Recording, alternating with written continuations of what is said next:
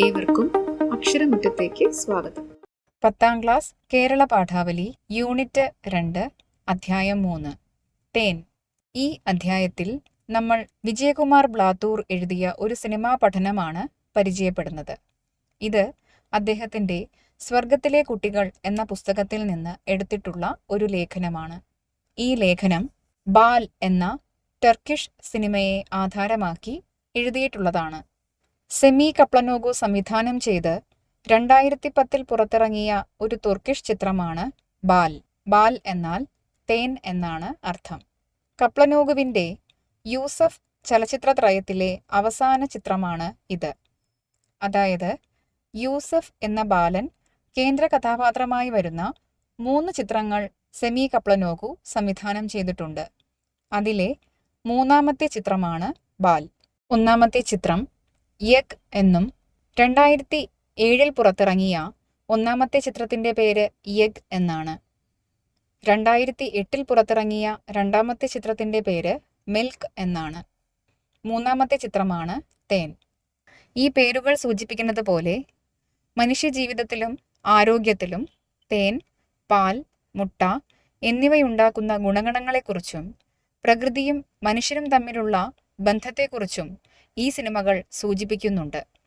വനത്തിൽ തേൻ ശേഖരിക്കുവാൻ പോയ പിതാവിൻ്റെ തിരോധാനം യൂസഫ് എന്ന 6 വയസ്സുകാരൻ്റെ ചുറ്റുപാടുമുണ്ടാക്കുന്ന മാറ്റങ്ങളാണ് തേൻ എന്ന ചിത്രത്തിൻ്റെ ഇതിവൃത്തം. ഈ ചിത്രത്തിൽ വളരെ കുറച്ച് സംഭാഷണങ്ങൾ മാത്രമേ ഉപയോഗിച്ചിട്ടുള്ളൂ. ഇതിൽ പശ്ചാത്തല സംഗീതവും ശുഷ്കമാണ്. പശ്ചാത്തല സംഗീതം എന്നാൽ ബാക്ക്ഗ്രൗണ്ട് മ്യൂസിക് എന്നർത്ഥം. വനത്തിനുള്ളിലെ ശബ്ദങ്ങളും ചുറ്റുപാടുമുള്ള ജീവജാലങ്ങളുടെയും വസ്തുക്കളുടെയും ശബ്ദവും മാത്രമാണ് ഇതിൽ പശ്ചാത്തല സംഗീതമായി ഉപയോഗിച്ചിട്ടുള്ളത്. പ്രകൃതി ഇതിലെ ഒരു പ്രധാനപ്പെട്ട കഥാപാത്രമാകുന്നു. ഈ ചിത്രം 60ാമത് ബെർലിൻ അന്താരാഷ്ട്ര ചലച്ചിത്രമേളയിൽ മത്സര വിഭാഗത്തിലെ ആദ്യ ചിത്രമായി പ്രദർശിപ്പിച്ചിരുന്നു. ഇതിന് ഗോൾഡൻ ബെയർ പുരസ്കാരം ലഭിച്ചിട്ടുണ്ട്. നമുക്ക് ആദ്യം ഈ ലേഖനം ഒന്ന് വായിച്ചു കേൾക്കാം. അതിനുശേഷം ഇതിൻ്റെ അവലോകനത്തിലേക്ക് കടക്കാം. ലേഖനത്തിന് മുന്നോടിയായി ചില വരികൾ നൽകിയിരിക്കുന്നു, ശ്രദ്ധിക്കുക. സ്ക്രീനിൽ നിന്ന് ഇറങ്ങി നടക്കുമ്പോൾ വഴിയരികിൽ ചെടികൾ, ചെടികളിൽ പൂക്കൾ, പൂക്കളിൽ തേനീച്ചകൾ. ഇതുകൊണ്ട് അർത്ഥമാക്കുന്നത് തേൻ എന്ന ചിത്രത്തിലെ ഒരു പ്രധാന കഥാപാത്രമാണ് പ്രകൃതി. പ്രകൃതി ഇതിൽ നിശബ്ദമായി അഭിനയിച്ചിരിക്കുന്നു. ചിത്രത്തിന് പശ്ചാത്തല സംഗീതം ഒരുക്കിയിരിക്കുന്നതും പ്രകൃതി തന്നെയാണ്. ചിത്രത്തിലെ മറ്റു കഥാപാത്രങ്ങൾക്കൊപ്പം പ്രകൃതിയുടെ സാന്നിധ്യം എല്ലാ ഫ്രെയിമിലും കാണാൻ സാധിക്കും. എല്ലാം കൊണ്ടും തികഞ്ഞ ഒരു പ്രകൃതി ചിത്രം കൂടിയാണ് തേൻ. അതുകൊണ്ട് തന്നെ ഈ സിനിമ കണ്ടുകഴിയുന്ന പ്രേക്ഷകർക്ക്, അല്ലെങ്കിൽ ഈ ത്രയത്തിലെ 3 സിനിമകളും കണ്ടുകഴിയുന്ന ഒരു പ്രേക്ഷകന് തിയേറ്റർ വിട്ട് പുറത്തേക്കിറങ്ങുമ്പോഴും പ്രകൃതിയോട് അദമ്യമായ ഒരടുപ്പവും സ്നേഹവും അനുഭവപ്പെടുന്നു. ചുറ്റുമുള്ള പ്രകൃതിയെ കണ്ണു തുറന്ന് കാണുവാനുള്ള ഒരു പ്രചോദനം കൂടി സംവിധായകൻ ചിത്രത്തിൽ ഒരുക്കി വെച്ചിട്ടുണ്ട് എന്നർത്ഥം. ലേഖനം വായിക്കുന്നു, ശ്രദ്ധിച്ച് കേൾക്കുക. നിഴൽ ചാർത്തുകൾ നിറഞ്ഞ വന്യനിശബ്ദതയിൽ പടുകൂറ്റൻ മരങ്ങൾക്കിടയിലൂടെ തൻ്റെ കുതിരയുമായി അലഞ്ഞ് നടന്നുവരുന്ന ഗ്രാമീണനായ യാക്കൂബിലാണ് സെമി കപ്ലനോഗു സംവിധാനം ചെയ്ത് 2010 പുറത്തിറക്കിയ തേൻ അഥവാ ബാൽ എന്ന ടർക്കിഷ് സിനിമ ആരംഭിക്കുന്നത്. കിഴക്കൻ അതിർത്തിയിലെ വനങ്ങൾ നിറഞ്ഞ മലഞ്ചെരിവുകളിലൊന്നിലെ പിന്നാക്ക ഗ്രാമക്കാരനാണ് അയാൾ. കരടികൾ കട്ടെടുക്കുന്നതിനാൽ വൻമരങ്ങളുടെ മേൽച്ചില്ലകളിലാണ് തേൻകൂടുകൾ സ്ഥാപിക്കുന്നത്. അതിൽ നിന്നുള്ള വരുമാനം കൊണ്ടാണ് കുടുംബം പുലർത്തുന്നത്. യുവതിയായ ഭാര്യയും 6 വയസ്സുകാരൻ യൂസഫ് എന്ന മകനുമാണ് അയാൾക്കുള്ളത്. കാട്ടിനുള്ളിൽ ഇന്നും യാക്കൂബ് വന്നിരിക്കുന്നത് തേൻ തേടിയാണ്. മരക്കൊമ്പുകളിലൊന്നിൽ നീളൻ കയറെറിഞ്ഞു കുടുക്കി അത് പിടിച്ച് കയറുകയാണയാൾ. മുകളിലെത്തും മുമ്പ് കമ്പ് പാതി അടർന്നു. യാക്കൂബ് താഴോട്ട് വീഴുകയാണ്. ഇടയ്ക്ക് എങ്ങോ തടഞ്ഞ കയറിൽ തൂങ്ങി മരണത്തിനും ജീവിതത്തിനുമിടയിൽ ആടി നിൽക്കുന്ന യാക്കൂബിൻ്റെ മുഖത്തിൻ്റെ സമീപ ദൃശ്യം നമ്മുടെ ഹൃദയമിടിപ്പ് കൂട്ടുക തന്നെ ചെയ്യും. മരക്കൊമ്പ് അടരുന്ന ശബ്ദത്തോടെ ദൃശ്യം ഇരുട്ടിലേക്കു മാഞ്ഞ് ടൈറ്റിലുകൾ തെളിയുന്നു. പുലർച്ചെ ഉറക്കത്തിൽ നിന്ന് സ്വപ്നം കണ്ടുണരുന്ന യൂസഫ് കിടക്കയിൽ പാതി മയക്കത്തിലുള്ള അച്ഛനോട് കണ്ട സ്വപ്നം വിശദീകരിക്കാൻ തുടങ്ങുമ്പോൾ അച്ഛൻ വിലക്കുന്നു. സ്വപ്നങ്ങളൊന്നും ഉറക്കെ പറയാൻ പാടില്ല, അവ അലിഞ്ഞില്ലാതായി പോകും. യൂസഫ് അച്ഛന്റെ കാതിൽ സ്വപ്നം മന്ത്രിക്കുന്നതാണ് നമ്മൾ പിന്നെ കാണുന്നത്. അവൻ കണ്ട സ്വപ്നം എന്താണെന്ന് നമ്മളും കേൾക്കുന്നില്ല. സംസാരിക്കുമ്പോൾ വിക്കുള്ള യൂസഫ്, അതുകൊണ്ട് തന്നെ ലജ്ജാലുവും അന്തർമുഖനുമാണ്. ക്ലാസ്സിൽ പാഠങ്ങൾ ഉറക്കെ വായിക്കാൻ അവന് ഒരിക്കലും സാധിക്കുന്നില്ല. ഒരു വാക്കിനപ്പുറം അവന് പറയാനാവുന്നില്ല. പക്ഷേ അച്ഛൻ അവനുമായി സംസാരിക്കാനുള്ള മാർഗം കണ്ടെത്തിക്കഴിഞ്ഞു. വളരെ പതുക്കെ, മന്ത്രണം പോലെ സംസാരിക്കുക. വേറെ ആരോടും യൂസഫ് സംസാരിക്കുന്നില്ല, അമ്മയോട് പോലും. ഈ ലോകത്തിൽ അവനെ തിരിച്ചറിഞ്ഞ ഒരാളേ ഉള്ളൂ, അത് അവന്റെ അച്ഛനാണ്. സ്കൂളിൽ അവന് കൂട്ടുകാരില്ല. പോകുന്നതും വരുന്നതും തനിച്ചാണ്. ചിലപ്പോൾ അച്ഛന്റെ പരുന്ത് മരച്ചില്ലകളിലൂടെ പറന്ന് അവന് വഴിക്കൂട്ടു കൂടും. വൃത്തിയായി പാഠം വായിക്കുന്നവർക്ക് നൽകുന്ന ബാഡ്ജുകൾ ഇട്ടുവെച്ചിരിക്കുന്ന സ്ഫടികപാത്രത്തിലേക്ക് യൂസഫ് നോക്കിയിരിക്കാറുണ്ട്. അവനറിയാം, അതണിയാൻ ഒരു നാളും അവന് കഴിയില്ലെന്ന്. ഒഴിവു സമയങ്ങളിൽ മറ്റു കുട്ടികൾ മുറ്റത്ത് ഓടിക്കളിക്കുമ്പോൾ യൂസഫ് സ്വപ്നങ്ങൾ കണ്ടുകൊണ്ട് വിദൂരതയിലെ നീലമലകളിലേക്ക് നോക്കി ജാലകത്തിനരികിൽ ഇരിക്കും. മരപ്പലകകൾ കൊണ്ട് തേൻകൂടുകൾ പണിയുന്ന അച്ഛന്റെ പണിപ്പുരയിൽ ഒരു നാൾ അവൻ ഒരു തടിക്കഷ്ണം ചെത്തി ഒരുക്കുന്നത് കാണുന്നു. ഒരു കളിപ്പാട്ടം പോലും സ്വന്തമായി ഇല്ലാത്ത യൂസഫിന് ആ വഞ്ചിരൂപം ഇഷ്ടമായി. പിന്നീട് പലപ്പോഴായി ആ തടിക്കഷ്ണം ഒരു പായ്വഞ്ചിയായി മാറിക്കൊണ്ടിരിക്കുന്നത് അവൻ അറിയുന്നുണ്ട്. പക്ഷേ ഒരു ദിവസം അച്ഛൻ സുഹൃത്തിന്റെ മകന് അത് നൽകിയതായി അവന് തോന്നി. വിഷമത്തോടെ അവൻ അച്ഛനോട് ആ വഞ്ചി എവിടെ എന്ന് ചോദിക്കുന്നു. അത് കടലിലേക്ക് ഒഴുകിപ്പോയി കാണും എന്ന മറുപടി അവനെ ചൊടിപ്പിക്കുന്നു. ഈ ദേഷ്യം അവൻ ക്ലാസ്സിൽ വെച്ച് അടുത്തിരിക്കുന്ന ഹംദിനോട് പ്രകടിപ്പിക്കുന്നത് അവന്റെ ഗൃഹപാഠ പുസ്തകം മാറ്റിവെച്ചാണ്. അച്ഛനും മകനും തമ്മിൽ അസാധാരണമായ ഒരടുപ്പമുണ്ട്. നേർത്ത സ്വകാര്യം പറച്ചിലിലൂടെയും ചേർന്നുള്ള യാത്രകളിലൂടെയും അത് കൂടുതൽ സുദൃഢമാകുന്നു. മലഞ്ചെരിവിലെ പൂക്കളെയും മരങ്ങളെയും എല്ലാം യൂസഫിന് പരിചയപ്പെടുത്തുന്നുണ്ട് യാക്കൂബ്. ഇലച്ചാർത്തുകളിൽ കാറ്റിളക്കങ്ങളുടെ മർമ്മരവും കാട്ടുപക്ഷികളുടെ വിളികളും മാത്രമേ പശ്ചാത്തലത്തിലുള്ളൂ. യാതൊരുവിധ സംഗീതവും ഇഫക്റ്റുകളും സിനിമയിൽ ഉപയോഗിക്കുന്നില്ല.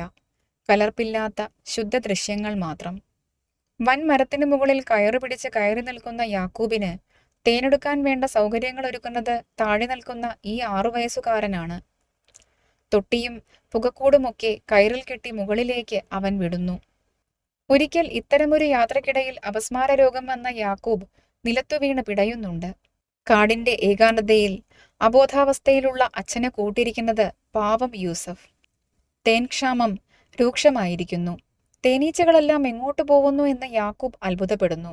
തേൻ തേടി വിദൂര വനാന്തർഭാഗത്തേക്ക് ഒരു നാൾ അയാൾ യാത്ര പുറപ്പെടുന്നു. അച്ഛൻ പോയതിനു ശേഷം ഭക്ഷണം കഴിക്കാൻ മടിയനായ യൂസഫിനെ അമ്മ ശാസിക്കുന്നുണ്ട്. തീൻമേശമേൽ അവന്റെ പാൽ അമ്മ കാണാതെ കുടിച്ച് അവനെ പലപ്പോഴും രക്ഷിക്കാറ് അച്ഛനാണ്. ദിവസങ്ങൾ കഴിഞ്ഞിട്ടും തേൻകൂട് വയ്ക്കാൻ പോയ യാക്കൂബ് തിരിച്ചെത്തുന്നില്ല. അച്ഛന്റെ വരവിനായി കാത്തിരിക്കുകയാണ് യൂസഫ്. അവന് മിണ്ടാനും പറയാനും കൂട്ട് അച്ഛൻ മാത്രമാണ്. പലരോടും അന്വേഷിച്ചപ്പോൾ നല്ല സ്ഥലം തേടി യാക്കൂബ് നടക്കുന്നത് കണ്ടവരുണ്ടെന്നറിഞ്ഞു. ഒരു ദിവസം അച്ഛന്റെ കിടപ്പുമുറിയുടെ തിരശ്ശീലയ്ക്കടിയിൽ മനോഹരമായ പായ്വഞ്ചി കളിപ്പാട്ടം അവൻ കണ്ടെത്തുന്നു. ഹംദിയെ താൻ തെറ്റിദ്ധരിച്ച് അധ്യാപകന്റെ കയ്യിൽ നിന്ന് കിഴുകു വാങ്ങിക്കൊടുത്തതിൽ യൂസഫിന് വിഷമമുണ്ട്. അവൻ ഹംദിയുടെ വീട്ടിലെത്തി ഉറങ്ങിക്കിടക്കുന്ന അവന്റെ കിടക്കയ്ക്കരികിൽ ആ തോടി കൊണ്ടുവയ്ക്കുന്നു. അച്ഛൻ വരുമ്പോൾ നൽകാനായി പലഹാരങ്ങൾ നിർമ്മിക്കുന്ന അമ്മയ്ക്ക് കോഴിക്കൂട്ടിൽ നിന്ന് മുട്ടകൾ എടുത്തുകൊണ്ടുപോയി നൽകുന്നത് യൂസഫാണ്.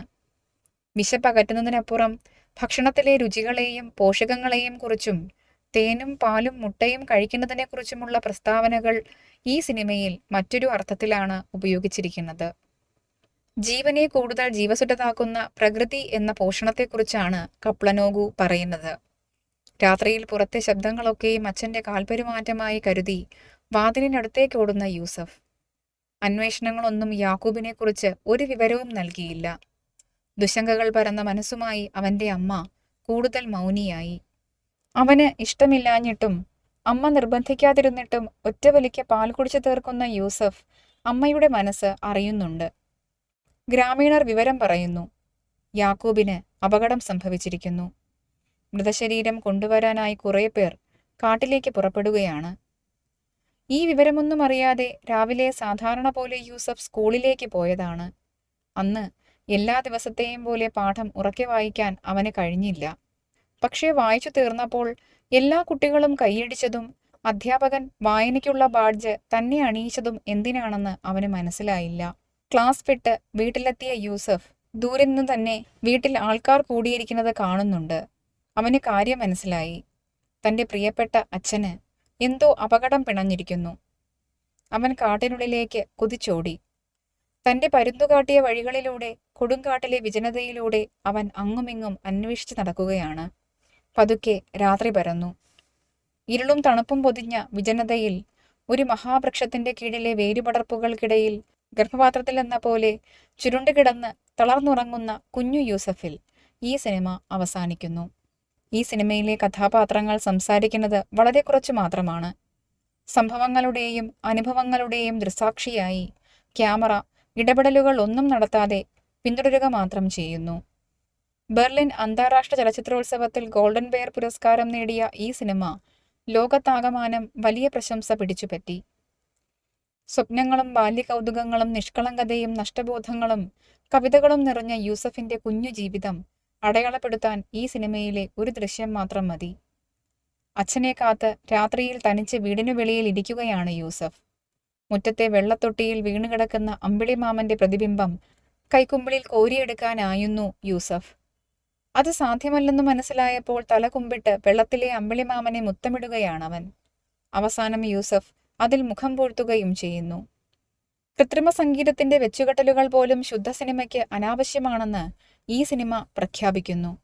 പ്രകൃതിയുമായി ഇണങ്ങിയ ഒരു മന്ദതാളവും നിശബ്ദതയുടെ സംഗീതവും സൗന്ദര്യവും ഭൂപ്രകൃതിയുടെ വന്യതയ്ക്കുള്ളിലും നിറഞ്ഞു നിൽക്കുന്ന ശാന്തസ്പർശവും നമ്മെ അതിഭൗതികമായ ഒരു സ്വപ്ന പരിസരത്തിൽ എത്തിക്കുകയും ഏറെ നാൾ പിന്തുടരുകയും ചെയ്യും.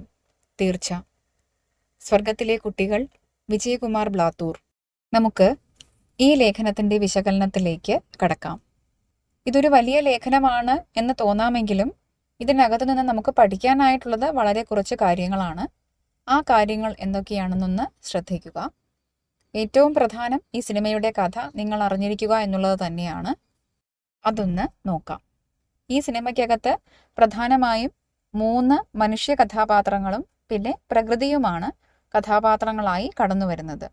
പ്രധാനപ്പെട്ട കഥാപാത്രങ്ങൾ യാക്കൂബ് എന്ന ചെറുപ്പക്കാരൻ, അയാളുടെ ഭാര്യ, പിന്നെ മകനാണ് യൂസഫ്. ഈ യൂസഫ് എന്ന കഥാപാത്രം സെമി കപ്ലനോഗു സംവിധാനം ചെയ്ത 3 സിനിമകൾക്കകത്തും കടന്നു വന്നിട്ടുണ്ട് എന്ന് നമ്മൾ ആദ്യമേ പറഞ്ഞു. നമ്മളിപ്പോൾ പഠിക്കുന്നത് ആ 3ാമത്തെ സിനിമയാണ്. തേൻ എന്ന സിനിമയാണ് നമ്മൾ പഠിച്ചത്. ഇതിലെ യൂസഫ് എന്ന കഥാപാത്രം 6 വയസ്സുള്ള ഒരു കുട്ടിയാണ്. ഈ കുട്ടിക്ക് സംസാരിക്കാൻ ബുദ്ധിമുട്ടുണ്ട്, വിക്കുണ്ട് എന്ന് പറയുന്നുണ്ട്. പിന്നെ അവൻ അന്തർമുഖൻ എന്നാൽ ഇൻട്രോവേർട്ട് ആയിട്ടുള്ള കുട്ടിയാണ്. അതുകൊണ്ട് തന്നെ അവന് മറ്റ് സഹപാഠികളുമായിട്ടോ അല്ലെങ്കിൽ മറ്റുള്ളവരുമായിട്ടോ ഇടപഴകാനൊന്നും സാധിക്കുന്നില്ല. അവൻ്റെ ഏക സുഹൃത്ത് അച്ഛൻ മാത്രമാണ്. അവൻ്റെ ഏറ്റവും വലിയ ആഗ്രഹം എന്ന് പറയുന്നത് ക്ലാസ്സിൽ പാഠപുസ്തകം വായിക്കുന്നവർക്ക് ക്ലാസ്സിലെ അധ്യാപകൻ സമ്മാനമായി ഒരു ബാഡ്ജ് നൽകാറുണ്ട്. ആ ബാഡ്ജ് നേടണം എന്നുള്ളതാണ് അവൻ്റെ ആഗ്രഹം. പക്ഷെ അവന് വിക്കുള്ളത് കൊണ്ട് അതിന് സാധിക്കുന്നില്ല. മറ്റുള്ളവരോട് സംസാരിക്കുമ്പോഴും വിക്ക് വന്നു പോകുമോ എന്ന ഭയം കൊണ്ടാണ് അവൻ ആരുമായും ഇടപഴകാത്തത്. പക്ഷേ അച്ഛൻ അവനുമായി സംസാരിക്കുന്നതിന് ഒരു മാർഗം കണ്ടുപിടിച്ചിട്ടുണ്ട്. വളരെ സാവധാനത്തിൽ നിർത്തി പതുക്കെ സംസാരിക്കുക. അങ്ങനെ വരുമ്പോൾ വിക്കുണ്ടാവാനുള്ള സാധ്യത വളരെ കുറവായിരിക്കും. അങ്ങനെയാണ് അവനും അച്ഛനും തമ്മിൽ സംസാരിക്കുന്നത്. അതുകൊണ്ട് തന്നെ അച്ഛനുമായി അവൻ എന്ത് കാര്യം വേണമെങ്കിലും പറയാം. അതുപോലെ അവൻ പ്രകൃതിയെ അറിയുന്നതും ജീവിതത്തെ അറിയുന്നതും അച്ഛൻ്റെ വാക്കുകളിലൂടെയാണ്. അച്ഛൻ അവനെ പ്രകൃതിയെ പരിചയപ്പെടുത്തുന്നു, തേൻകൂട് സ്ഥാപിക്കുന്നത് എങ്ങനെയെന്ന് പറഞ്ഞു കൊടുക്കുന്നു. അങ്ങനെയുള്ള ജീവിതവുമായി ബന്ധപ്പെട്ട പാഠങ്ങളെല്ലാം പകർന്നു കൊടുത്തുകൊണ്ടാണ് യാക്കൂബ് മകനെ വളർത്തിക്കൊണ്ടുവരുന്നത്. ഈ യാക്കൂബിനെ കുറിച്ചും നമ്മൾ അറിഞ്ഞിരിക്കണം. അദ്ദേഹം ഒരു ചെറുപ്പക്കാരനാണ്. അദ്ദേഹത്തിന്റെ തൊഴിൽ എന്ന് പറയുന്നത് തേൻ ശേഖരണമാണ്. കാട്ടിലെ വലിയ വലിയ മരങ്ങളിൽ തേൻകൂടുകൾ സ്ഥാപിച്ച് ആ തേൻ ശേഖരിച്ച് വിറ്റാണ് അയാൾ കുടുംബം പുലർത്തുന്നത്. ഇതിലെ മറ്റൊരു കഥാപാത്രമാണ് യാക്കൂബിന്റെ ഭാര്യ, അതായത് യൂസഫിന്റെ അമ്മ എന്ന കഥാപാത്രം. പക്ഷേ ഈ കഥാപാത്രത്തിന് കഥയ്ക്കുള്ളിൽ കാര്യമായ പങ്കൊന്നുമില്ല. അവർ മകനും ഭർത്താവിനും വേണ്ടി ജീവിതം ഒഴിഞ്ഞു വെച്ചിരിക്കുന്ന ഒരു സാധാരണക്കാരിയായ വീട്ടമ്മയാണ്. അപ്പോൾ നമുക്ക് തേനിലേക്ക് വരാം. തേനിലേക്ക് വരുമ്പോൾ ഈ സിനിമ ആരംഭിക്കുന്നത് യൂസഫ് എന്ന കുട്ടി കാണുന്ന ഒരു സ്വപ്നത്തോടു കൂടിയാണ്. ആ സ്വപ്നം എന്താണ് എന്ന് നിങ്ങൾ തീർച്ചയായും ഓർത്തു വെക്കണം. യാക്കൂബ് വലിയ മരത്തിൽ കയറി തേൻകൂട് സ്ഥാപിക്കാൻ ശ്രമിക്കുമ്പോൾ കൈവിട്ട് താഴേക്ക് വരുന്നതും ചില്ലയടർന്ന് വീണ് താഴേക്ക് പതിച്ച അയാൾ ഇരുട്ടിലേക്ക് മറയുന്നതുമാണ് കാഴ്ച. ഈ രംഗത്തെ നമുക്ക് ക്ലൈമാക്സ് രംഗവുമായി കൂട്ടിച്ചേർത്ത് പറയാവുന്നതാണ്. അത് അവിടെ എത്തുമ്പോൾ പറയാം. ഇതൊന്ന് ഓർത്തു വെക്കുക. അപ്പോൾ ഈ സ്വപ്നം കാണുന്നു. യൂസഫ് അവൻ്റെ അച്ഛനോട് ഇക്കാര്യം പറയുന്നു. അച്ഛൻ അവനോട് പറയുന്നത് ഉറക്കെ സ്വപ്നങ്ങൾ പറയാൻ പാടില്ല, പറയാനുള്ളത് മന്ത്രിക്കുന്ന രീതിയിൽ മാത്രമാണ് എന്നാണ്. കുട്ടി അച്ഛനോട് ചെവിയിൽ ഈ സ്വപ്നം പറഞ്ഞു കൊടുക്കുന്നു. യൂസഫിന് കളിപ്പാട്ടങ്ങളൊന്നും തന്നെയില്ല. അങ്ങനെയിരിക്കെ ഒരു ദിവസം അവൻ അച്ഛൻ്റെ പണിയാലയിൽ കയറി നോക്കുമ്പോൾ അച്ഛൻ അവിടെ ഇരുന്ന് ഒരു തടിക്കഷ്ണം കൊണ്ട് ഒരു പായ്വഞ്ചി ഉണ്ടാക്കുന്നതായിട്ട് കാണുന്നു, ഒരു ബോട്ട് ഉണ്ടാക്കുന്നതായിട്ട് കാണുന്നു. അപ്പോൾ കുട്ടി കരുതുന്നത് അച്ഛനിത് ഉണ്ടാക്കി കഴിയുമ്പോൾ എനിക്ക് സമ്മാനിക്കും എന്നാണ്. പക്ഷെ അത് സംഭവിക്കുന്നില്ല. കുറച്ച് ദിവസം കഴിഞ്ഞ് അതെവിടെ എന്ന് ചോദിക്കുമ്പോൾ അച്ഛൻ പറയുന്നു അത് കടലിലേക്ക് ഒഴുകിപ്പോയി കാണുമെന്ന്. പക്ഷേ യൂസഫ് കരുതുന്നത് അത് അച്ഛൻ്റെ സുഹൃത്തിൻ്റെ മകനായ യൂസഫിൻ്റെ ക്ലാസ്സിൽ പഠിക്കുന്ന ഹംദു എന്ന കുട്ടിക്ക് കൊടുത്തു എന്നാണ് യൂസഫ് വിചാരിക്കുന്നത്. അത് ഹംദുവിനോട് വൈരാഗ്യമുണ്ടാകാൻ ഒരു കാരണമായി. ഹംദുവിന് അടി കിട്ടുന്നതിന് വേണ്ടി യൂസഫ് അവൻ്റെ ഹോംവർക്ക് ബുക്ക്, അതാണ് ഗൃഹപാഠ പുസ്തകം കേട്ടോ, ആ ബുക്കിനെ എടുത്ത് മാറ്റി വയ്ക്കുന്നു. അധ്യാപകൻ തല്ലുകയും ചെയ്യുന്നു. ഈ സംഭവത്തിന് ശേഷം കുറച്ചു ദിവസം കഴിയുമ്പോൾ പെട്ടെന്നൊരു ദിവസം യാക്കൂബ് തേൻകൂടുകൾ വെക്കുന്ന പരിസരത്തെങ്ങും തേനീച്ചകളെ കാണാതെയാകുന്നു. അയ്യോ, ഈ തേനീച്ചകൾ എങ്ങോട്ട് പോയി എന്ന് ആശങ്കപ്പെടുന്ന യാക്കൂബ് ഉൾക്കാട്ടിലേക്ക് തേൻകൂട് സ്ഥാപിക്കാനായി പുറപ്പെടുന്നു. അയാൾ പോയിട്ട് ഒരു ദിവസം കഴിയുന്നു, 2 ദിവസം കഴിയുന്നു, അയാൾ മടങ്ങി വരുന്നേയില്ല. ഇത് യാക്കൂബിന്റെ ഭാര്യയെ ആശങ്കയിലാഴ്ത്തുന്നുണ്ട്. അമ്മയെ ബുദ്ധിമുട്ടിക്കരുത് എന്ന് കരുതിയിട്ട് യൂസഫ് അന്ന് നല്ല അനുസരണയുള്ള കുട്ടിയായി പെരുമാറുന്നു. അച്ഛൻ വരുന്നത് വരെയും ഒരു വാശിയും കാണിക്കില്ല എന്നുള്ള രീതിയിൽ യൂസഫ് പെരുമാറുന്നു. അതിനിടെ ഒരു ദിവസം അച്ഛൻ്റെ മുറിയിലെ കർട്ടൻ്റെ ഇടയിൽ നിന്ന് അവന് ആ ബോട്ട് കിട്ടുന്നു. അപ്പോൾ അച്ഛൻ തനിക്ക് തരാൻ വേണ്ടി അതിനെ ഒളിപ്പിച്ച് വെച്ചിരിക്കുകയായിരുന്നു എന്ന് യൂസഫിന് മനസ്സിലാകുന്നു. അതോടൊപ്പം തന്നെ അവന് കുറ്റബോധവും തോന്നുന്നുണ്ട്. എന്താണെന്ന് വെച്ചാൽ ഹംദുവിന് വെറുതെയാണല്ലോ അടി വാങ്ങിച്ചു കൊടുത്തത്. അപ്പോൾ ആ കുറ്റബോധത്തിന്റെ പ്രായശ്ചിത്തമായി അവൻ ആ ബോട്ട് ഹംദുവിന് തന്നെ കൊടുക്കുന്നുണ്ട്. തിരികെ എത്തുന്ന യൂസഫ് അമ്മയെ സഹായിക്കുന്നതിന് വേണ്ടി ഒരു നിർബന്ധവും കൂടാതെ അമ്മ പറയുന്ന കാര്യങ്ങളെല്ലാം അനുസരിക്കുന്നു. അമ്മയെ ജോലികളിൽ സഹായിക്കുന്നു. കൃത്യമായി സ്കൂളിൽ പോവുകയും ചെയ്യുന്നു. അങ്ങനെ ഇരിക്കെ നാട്ടുകാരിൽ ചിലർ അറിയുന്നു യാക്കൂബിന് കാട്ടിനുള്ളിൽ വെച്ച് വലിയ അപകടം സംഭവിച്ചുവെന്ന്. പക്ഷേ ഈ വിവരം നമ്മുടെ യൂസഫ് അറിയുന്നില്ല. അവൻ സ്കൂളിലേക്ക് പോകുന്നു, പതിവ് പോലെ പഠിക്കുന്നു. പാഠപുസ്തകം വായിക്കുമ്പോൾ തനിക്ക് ഒരിക്കലും സമ്മാനം കിട്ടാൻ വഴിയില്ല എന്ന് യൂസഫിന് അറിയാം. പക്ഷെ അന്ന് അവന് സമ്മാനം കിട്ടുന്നു, കുട്ടികളെല്ലാം കൈയടിക്കുന്നു. ഇതെന്താ എല്ലാവരും ഇങ്ങനെ എന്ന് അവൻ അത്ഭുതപ്പെടുന്നു. വീട്ടിലെത്തുമ്പോഴാണ് അവന് കാര്യം മനസ്സിലാകുന്നത്. അച്ഛൻ നഷ്ടപ്പെട്ട ഒരു കുട്ടിയോടുള്ള സഹതാപമാണ് എല്ലാവരും കാണിച്ചത് എന്ന്. തൻ്റെ അച്ഛന് അപകടം സംഭവിക്കുന്നു എന്ന് മനസ്സിലാക്കുന്ന യൂസഫ് എന്ത് ചെയ്യുന്നു? അച്ഛനോടൊപ്പം കാട്ടിലേക്ക് പോകുന്ന വഴികളിലൂടെ ഓടിപ്പാഞ്ഞു പോകുന്ന യൂസഫിനെ ക്യാമറ പിന്തുടരുന്നു. ഒടുവിൽ കാണുന്ന രംഗം എന്ന് പറയുന്നത് ഒരു വലിയ മരത്തിൻ്റെ താഴെ വേരുകൾക്കിടയിൽ ഇങ്ങനെ യൂസഫ് കിടക്കുന്ന ദൃശ്യമാണ്. അതിൽ നിന്ന് നാം മനസ്സിലാക്കേണ്ടുന്നത് തൻ്റെ അച്ഛൻ്റെ സാന്നിധ്യമുള്ള ആ മരത്തെ അവൻ്റെ ആത്മാവ് കൊണ്ട് കണ്ടെത്തി എന്നാണ്. ഈ ചിത്രത്തിൻ്റെ ആദ്യത്തിൽ നാം കണ്ട ഒരു രംഗമുണ്ടല്ലോ, യാക്കൂബ് തേൻകൂട് സ്ഥാപിക്കാൻ പോകുമ്പോൾ ചില്ലകളടർന്ന് താഴേക്ക് വീഴുന്നത്. ആ രംഗം ഈ ക്ലൈമാക്സ് രംഗവുമായി നമുക്ക് കൂട്ടിച്ചേർക്കാം. യാക്കൂബിന് എന്ത് സംഭവിച്ചു എന്ന് പ്രേക്ഷകന്റെ സംശയത്തിനുള്ള ഉത്തരമായിട്ടാണ് സംവിധായകൻ ആ സീൻ വെച്ചിരിക്കുന്നത്. അതായത് തേൻകൂട് സ്ഥാപിക്കാൻ വേണ്ടി മരത്തിന് മുകളിലേക്ക് കയറിയ യാക്കൂബ് ചില്ലയടർന്ന് താഴേക്ക് പതിച്ച് മരിച്ചു.